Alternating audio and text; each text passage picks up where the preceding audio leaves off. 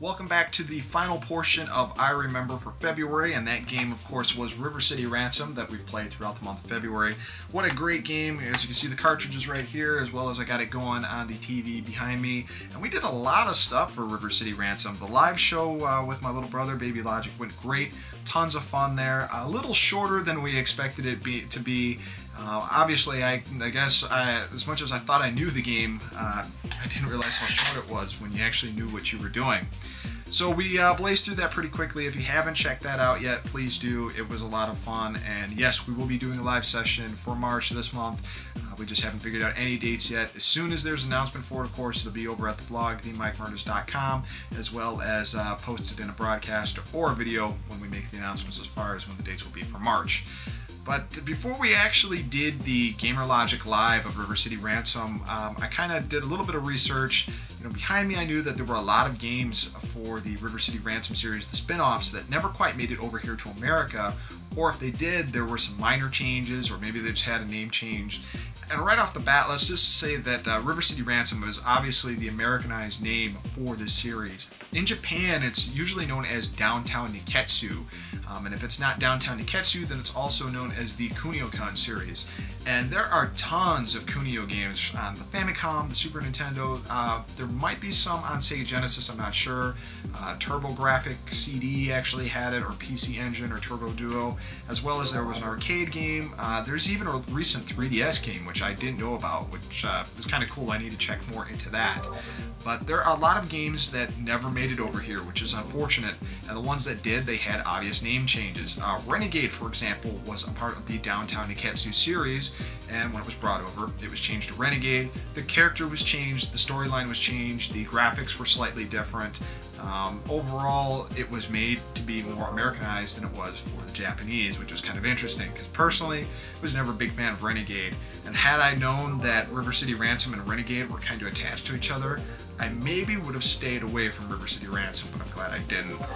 There was also a soccer game that was tons of fun, and I remember looking at it at the video store going, that's probably going to be just a generic soccer game. What a shame. We played it. It was a blast. So anyway, before I get on a tangent of all the other games that came out for the Downtown Niketsu series, let's focus just on River City Ransom and just kind of be talking about my candid memories about playing the game for the first time and my memories of it.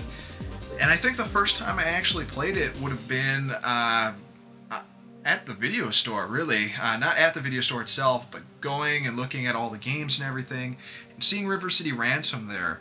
And I remember looking at the cover and going, okay, you got these two guys here, they're surrounded by all these gang members.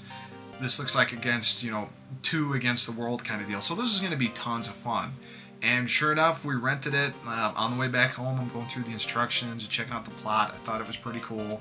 And firing up that game, you know, you get the title screen right away, and you choose your text, you choose your name, and you get in there, and it starts out with the storyline, and then it brings up that River City Ransom logo, and bam, you're in the game. And the overall presentation just really appealed to me as a kid. It still does. I mean, the graphics were cool. The overall presentation was just excellent. The music was really rocking. It was just fun to play.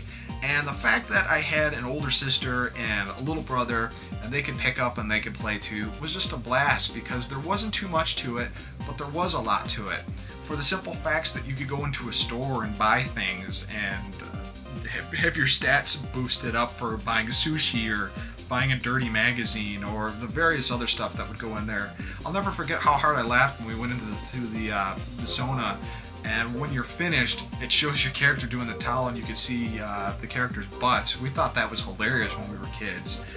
But playing the game, we really enjoyed it. I thought it was really, really hard. Building up the stats and building up money and stuff like that, it's a bit of a grind. It still kind of is. It's not awful. But as a kid, I just thought it was taking forever, so it seemed like a really, really long game. Going through there and playing it, again, it was just a blast. The stats, like I said before, building those up and watching your power meter slowly get to its maximum.